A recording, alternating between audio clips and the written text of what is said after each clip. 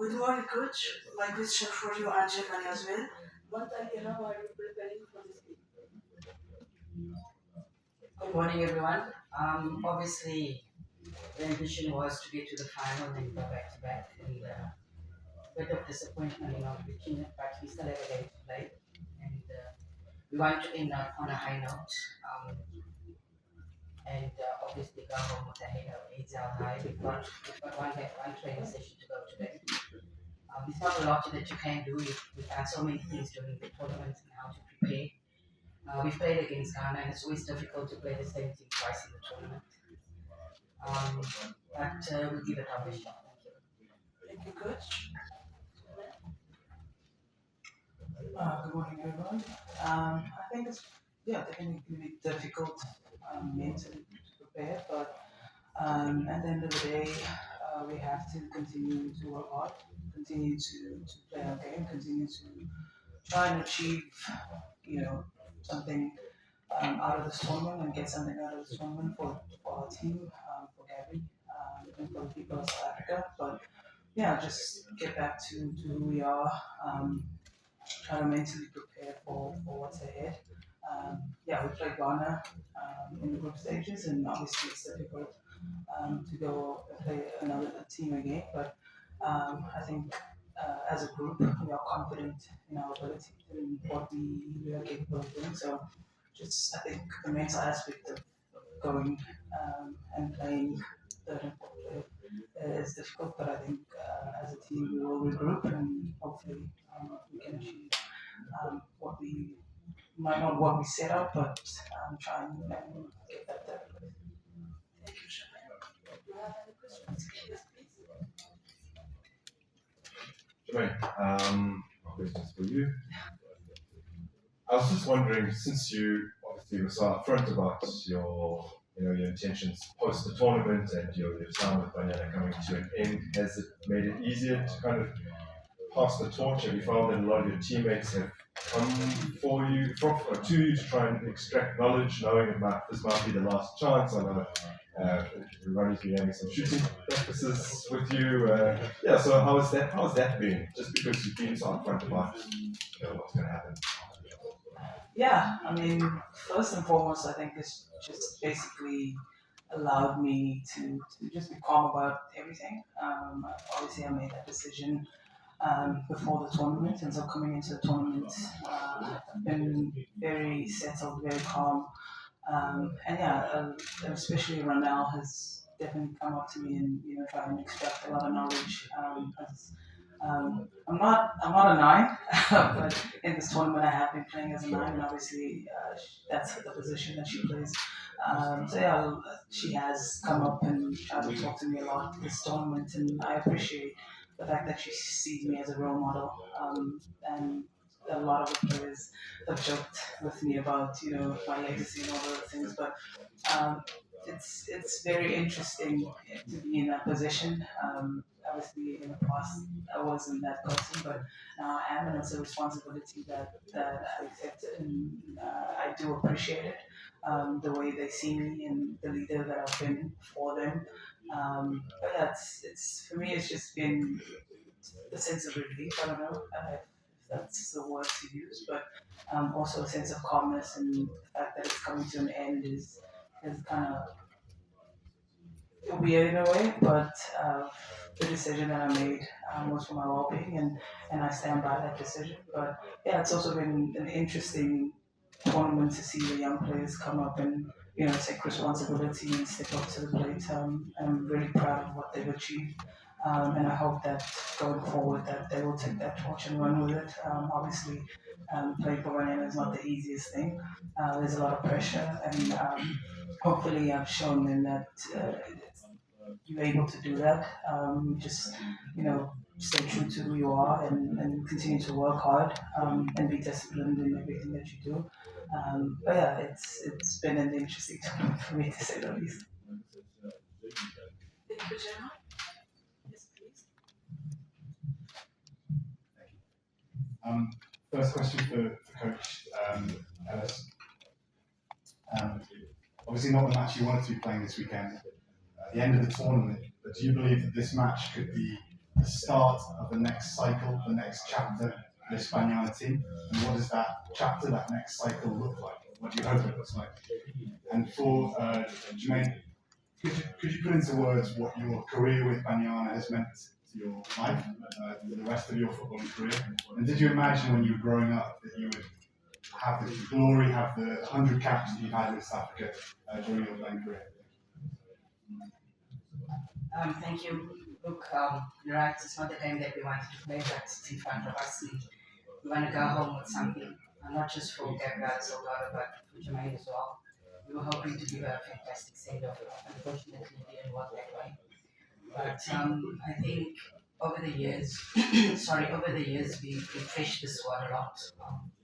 The likes of Karabu, so in the early 20s, Noxie, they've got quite a number of caps, more than 20, so they've already got that experience going forward. Some of them in future World Cup as well. So as Jermaine says, hopefully some of the more younger players will latch on to the Johnnies, to the Manani Barneys, and try and extract as much as they can from them, because hoping they can carry the baton forward, but train them at that, and looking forward to the next couple of months to see how they grow, how they develop. There's obviously a lot more players at home. Unfortunately, we couldn't select everyone to add to the squad and see how they take the team going forward. It's going to be tough and challenging, but we've done this consistently. We've brought in players and tried to make them learn and be mentored by the more senior players. Jermaine doesn't realize what a big role model she is for some of the players out there, and the way that Mel was so excited, the way she said, so grateful that I can speak to Jermaine and then I can learn from Jermaine with a big smile on her face, shows how they value players like Jermaine in the squad, and we thankful and grateful for everything that she's done for the national team. I actually don't think we can thank her enough for what she's done. I mean, in 2022, when Tempe got injured, Jermaine hadn't played for the team for a very long time, and then she was the one that stood up and raised her hand and looked at the scenario in the semi-final. It shows the leadership qualities that everyone else was falling apart around her, and the field were there to make sure that they comforted Gabby, they made sure that they made her head of the field, knowing that we care about her. So she's more of a leader than what she thinks. I know she doesn't want to wear the armband, but she's a leader in the team, and we thank her for that. But I think the young players have transitioned over the years, but it's time for them to step up now, because they cannot fall back on the likes of Jermaine, the likes of Loco anymore. They have to step up and raise their hands and really step up in time. Thank you, Coach. Second question. Yeah, I think for me, football has, and I don't really want to. I think my football and what I've achieved should be the only thing that people look at, and that should be how they remember me. But it's up to them. I think in South Africa, obviously, yes, I've been a great leader in the team. I've been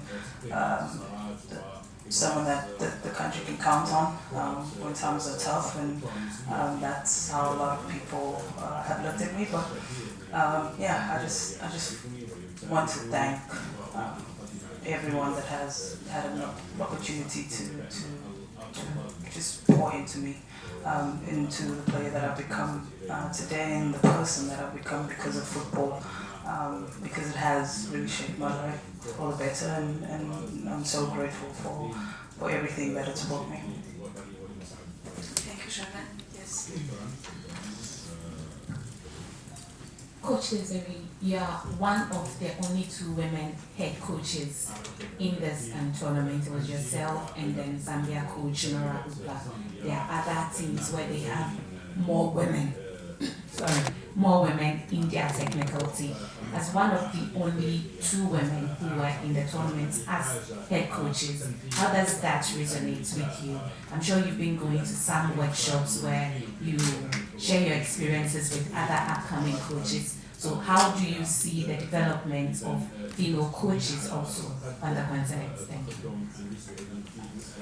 I think there are a lot of female coaches out there, but we must not forget the contribution that men have made in football. We cannot devalue that contribution that they have made. They still do make a huge contribution. I think I was fortunate that the South African Football Association decided to employ female coaches, and that gave me an opportunity, and I'm grateful for that.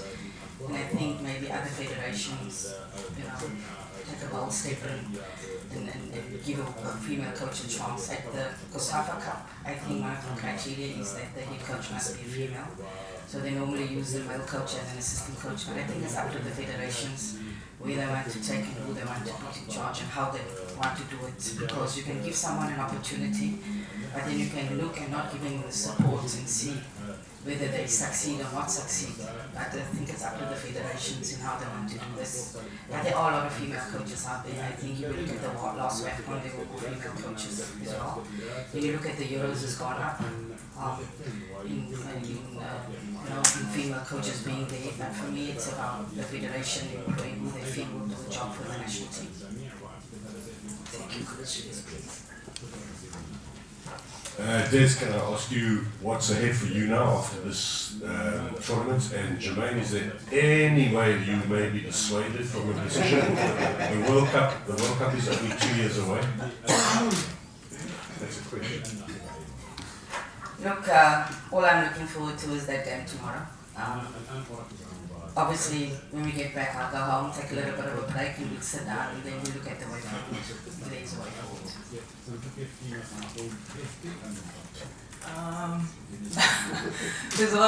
I think there's a lot of aspects that I took into consideration when announcing my retirement, and none of those have changed, and so I absolutely don't think that I can be swayed.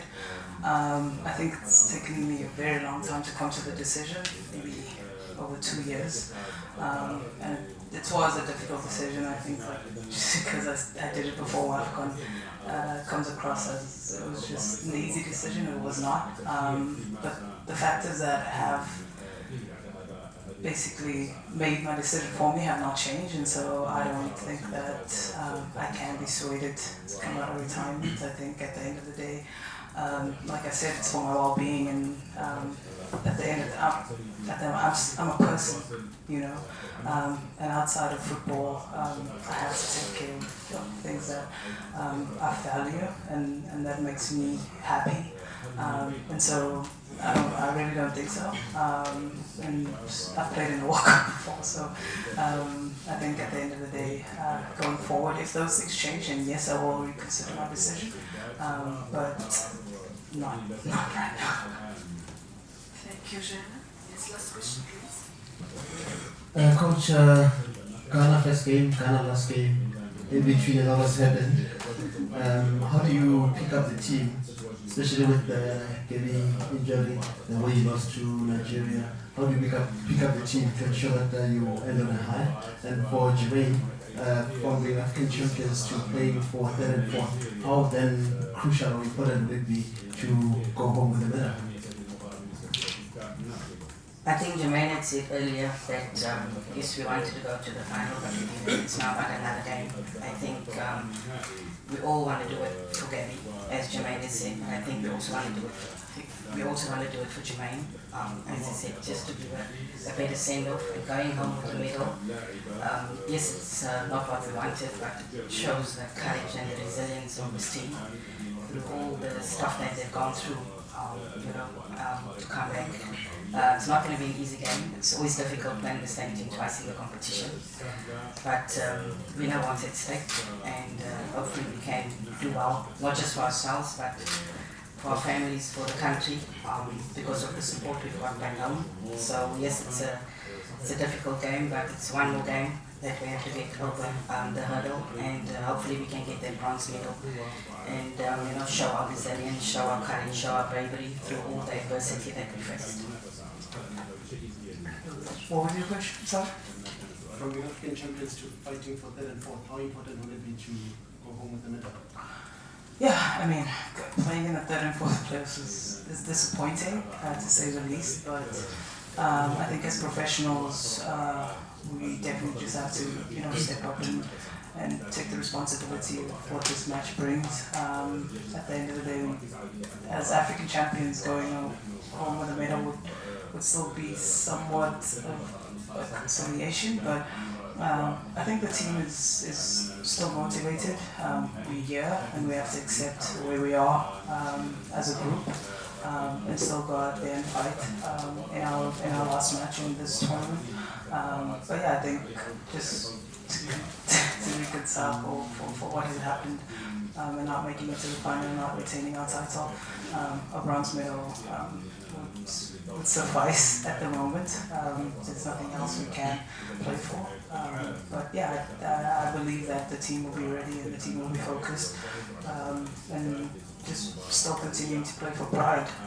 At the end of the day, we are African champions and we have to continue to do well, continue to develop, continue to go out there and show, especially the young players, I think for us in this tournament, it's going to be important for them to show that still that resilience, still that fight, still that belief, and hopefully we can go home with the medal. Thank you, Jermaine. Good luck for the next game. Thank you for being here and have a nice day. Thank you so much.